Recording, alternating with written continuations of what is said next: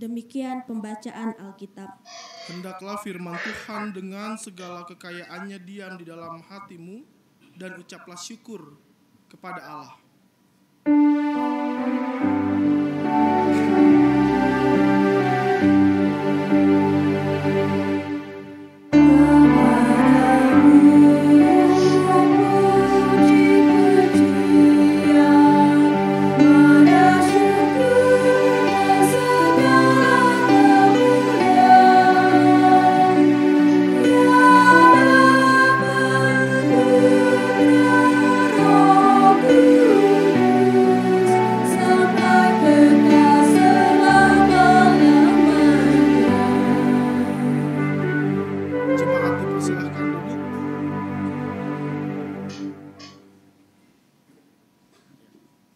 Bapak Ibu yang diberkati oleh Tuhan kita Yesus Kristus, Shalom.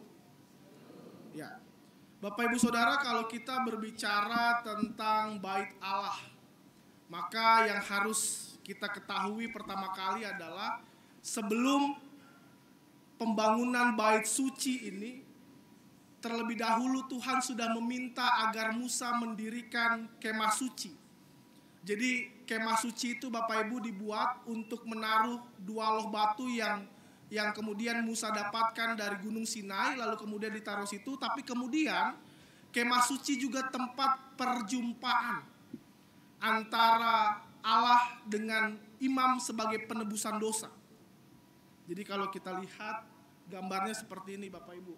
Jadi umat ini dalam kemah suci itu di luar. Dia tidak bisa masuk ke dalam kemah suci. Lalu kemudian imam biasa itu masuk mengantarkan persembahan korban umat menuju ruang Maha Kudus. Nah di sini Bapak Ibu, disinilah tempat ruang Maha Kudus sekaligus juga tempat tabut perjanjian itu disimpan. Jadi yang bisa masuk hanya imam besar ke ruang Maha Kudus, bukan imam biasa. Jadi sebelum ada bait suci atau bait Allah ini direncanakan, terlebih dahulu kemah suci ini ada. Tapi kemah suci ini berbentuk tenda yang sederhana sekali. Nah Bapak Ibu yang diberkati oleh Tuhan kita Yesus Kristus, maka kemudian ketika Daud melihat bahwa kok tempat tinggal Tuhan sederhana banget menggunakan tenda, maka Daud berinisiatif untuk membuat bait Allah. Karena alasannya sederhana Bapak Ibu Saudara. Daud tinggal di istana yang megah, tapi kenapa Tuhan hanya tinggal di tenda? Konsep pemahamannya seperti itu. Walaupun kemudian Bapak Ibu Saudara, kalau kita balik lagi dalam 2 Samuel pasal 7, ide itu sempat ditolak oleh Tuhan. Karena ide itu dianggap tidak masuk akal. Karena ide itu mengurung Tuhan dalam satu tempat. Tapi dalam prosesnya, Bapak Ibu Saudara, akhirnya Tuhan mengizinkan ide besar itu terjadi. Tuhan mengizinkan bait Allah itu dibangun. Karena Tuhan melihat ketulusan hati Daud untuk mempersembahkan sebuah rumah bagi Tuhan. Nah Bapak Ibu yang diberkati oleh Tuhan kita Yesus Kristus, pertanyaannya pada hari ini, kenapa justru yang diminta untuk membangun bait suci adalah Salomo, bukan Daud? Padahal ini idenya Daud. Tapi kenapa harus Salomo? Bapak Ibu mari kita buka Alkitab kita dalam 1 Tawarik pasal 22.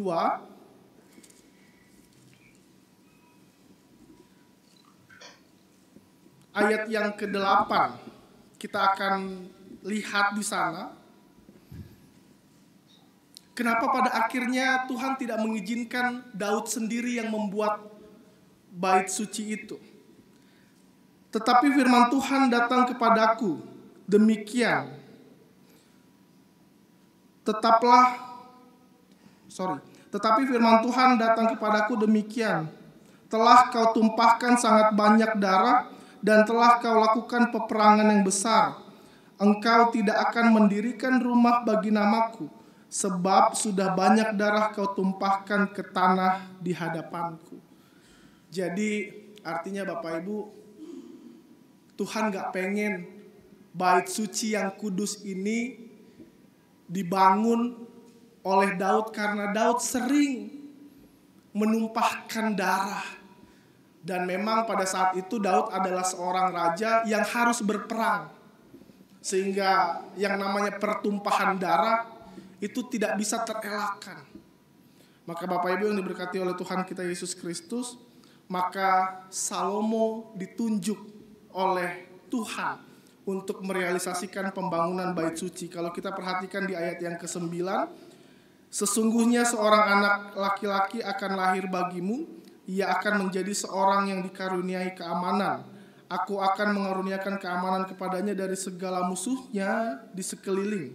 Ia akan bernama Salomo, sejahtera dan sentosa akan kuberikan atas Israel pada zamannya. Jadi akhirnya Tuhan menunjuk Salomo untuk melanjutkan ide besar tersebut.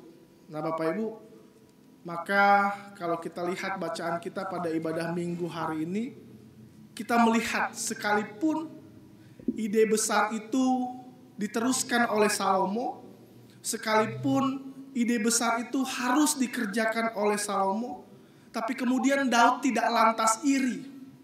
Kalau kita perhatikan di ayat yang pertama kita mendapatkan informasi Salomo masih muda dan belum berpengalaman.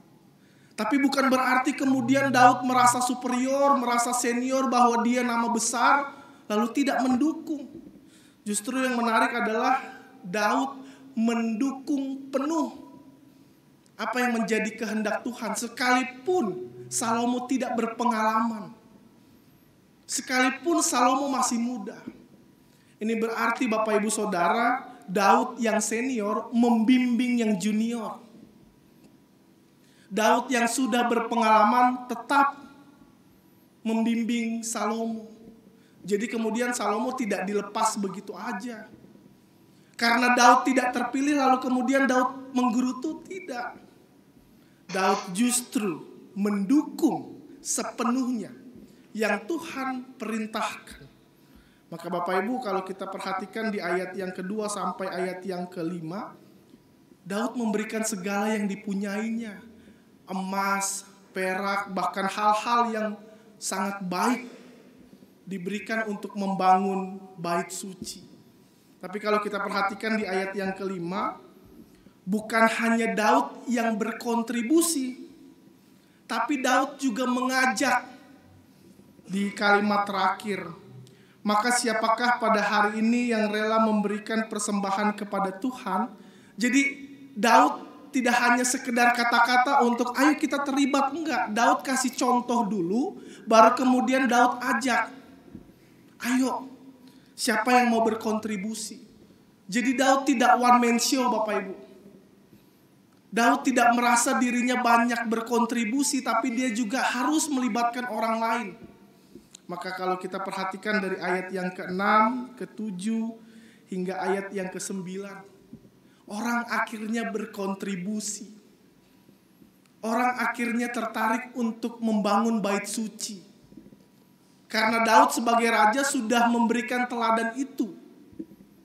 Bahwa ayo kita sama-sama membangun bait suci.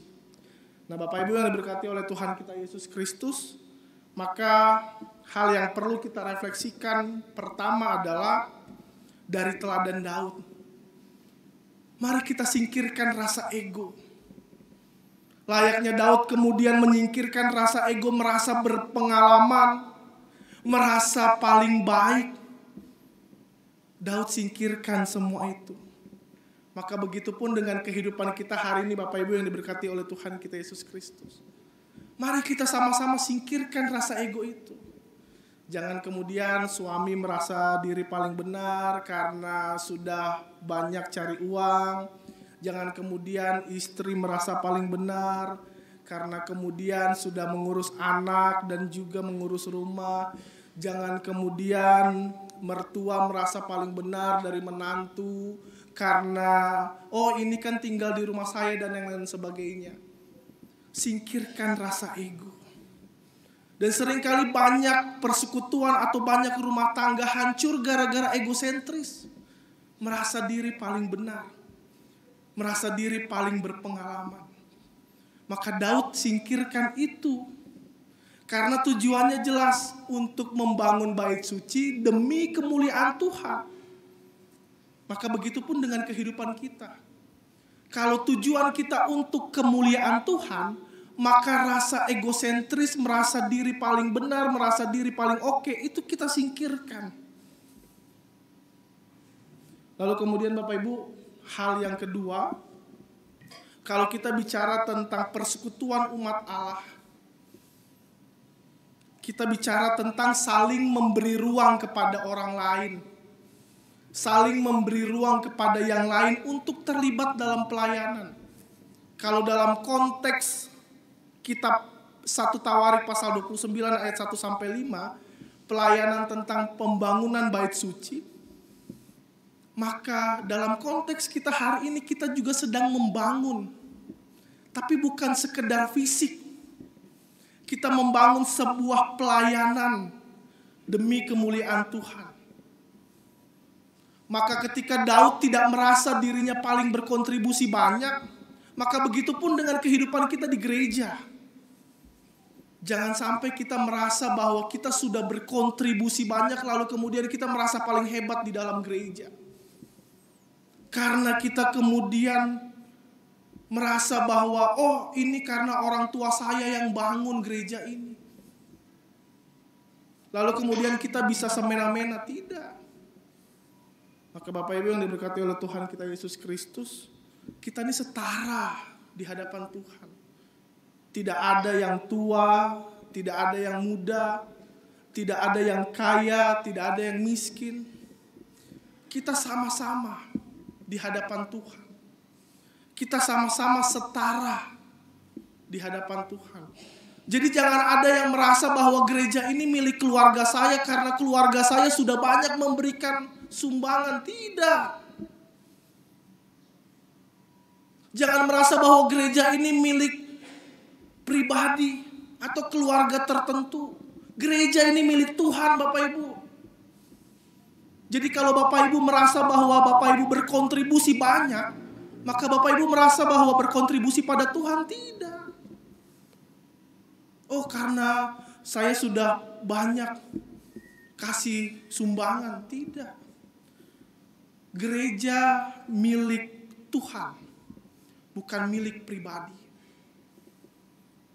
Dan banyak hari-hari ini yang merasa bahwa sudah pelayanan lebih lama, sudah senior, lalu kemudian yang muda-muda dilarang untuk naik. Yang muda-muda tidak boleh jadi PHMJ misalnya. Karena merasa senioritas itu tinggi. Maka gereja hanya dimasuki oleh orang-orang senior. Tidak seperti itu Bapak Ibu. Gereja milik bersama dan orang boleh berpelayanan di dalamnya. Buat orang yang mau belajar dan sama-sama belajar. Jadi gereja bukan hanya sekedar gedung, tapi gereja bicara soal persekutuan di dalamnya.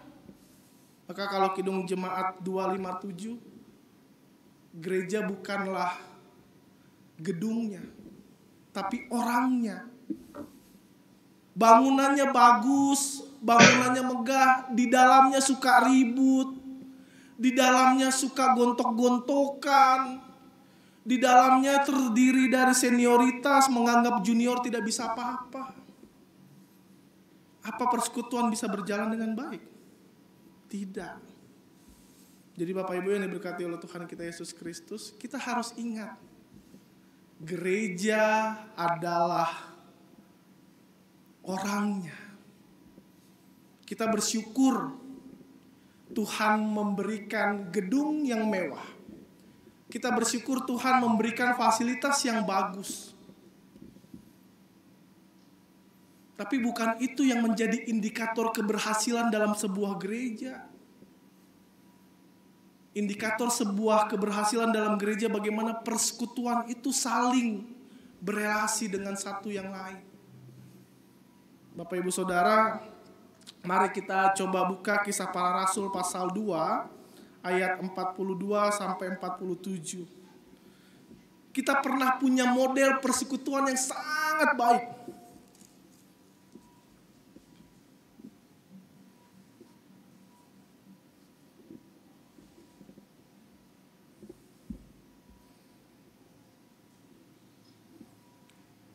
Saya akan baca ayat 47 dan ini menarik. Sambil memuji Allah dan mereka disukai semua orang. Dan tiap-tiap hari Tuhan menambah jumlah mereka dengan orang yang diselamatkan.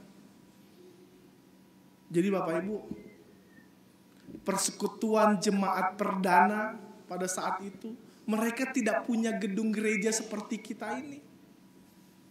Mereka tidak punya fasilitas gereja yang sebagus ini. Tapi yang menarik adalah setiap harinya orang bertambah. Kenapa? Karena kualitas persekutuan jemaat perdana. Ini menjadi bukti bahwa gedung sebenarnya tidak penting. Gedung bisa kita usahakan bersama-sama. Tapi kalau kita bicara tentang persekutuan, jadi kita tidak perlu takut. Gimana ya jemaat kita kok segini-gini aja nggak bertambah? Bagaimana ya kok kuantitasnya segini-gini aja? Jadi kalau kita bicara soal kualitas persekutuan, maka kuantitas itu pun akan mengikuti. Jadi jangan terbalik konsepnya Bapak Ibu. Kita banyakin kuantitasnya tapi kualitasnya nggak ada. Tapi kualitasnya dulu kita perbaiki, baru orang tertarik. Oh begini loh Kristen. Oh begini loh jemaat Kristen. Oh begini loh orang Kristen. Jadi kita bicara tentang persekutuan. Kalau kita lihat Bapak Ibu, di ayat 42 dalam Kisah Para Rasul. Mereka bertekun dalam pengajaran rasul-rasul dan dalam persekutuan. Dan mereka selalu berkumpul untuk memecahkan roti dan berdoa. Lalu kemudian di ayat ke-45 ini menarik. Dan selalu ada dari mereka yang menjual harta miliknya, lalu membagi-bagikannya kepada semua orang sesuai dengan keperluan masing-masing. Saya lantas berpikir, kok ada orang yang mau jual rumahnya buat orang lain yang gak dikenal? Kok bisa harta yang kita miliki secara pribadi itu dijual untuk orang lain, untuk memenuhi kebutuhan orang lain? Tapi disitulah kualitas persekutuan jemaat Kristen perdana.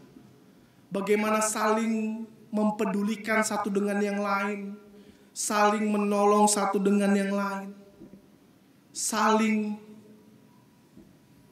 melihat keadaan satu dengan yang lain. Maka Bapak Ibu yang diberkati oleh Tuhan kita Yesus Kristus, mari kita hayati. Kita punya tema hari ini, berkarya bersama bagi Tuhan.